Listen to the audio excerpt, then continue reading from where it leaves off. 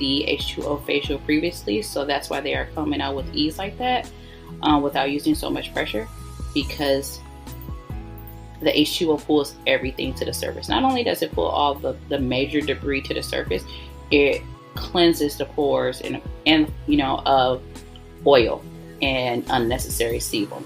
So that's why you see their skin after it looks very like drained and balanced, because it's going to pull everything out.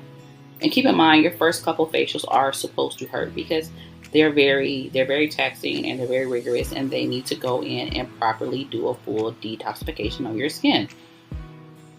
Facials should not be lackadaisical. They should not feel amazing. They should not feel great until you get to that place where you have improved the H2O facial previously. So that's why they are coming out with ease like that without using so much pressure, because the H2O pulls everything to the surface. Not only does it pull all the major debris to the surface, it cleanses the pores and of oil and unnecessary sebum. So that's why you see their skin after it looks very like drained and balanced, because it's going to pull everything out.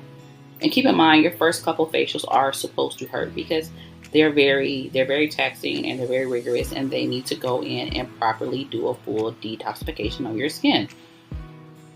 Facials should not be lackadaisical. They should not feel amazing. They should not feel great until you get to that place where you have improved the H2O facial previously. So that's why they are coming out with ease like that without using so much pressure, because the H2O pulls everything to the surface. Not only does it pull all the major debris to the surface, it cleanses the pores and of oil and unnecessary sebum. So that's why you see their skin after it looks very like drained and balanced, because it's going to pull everything out.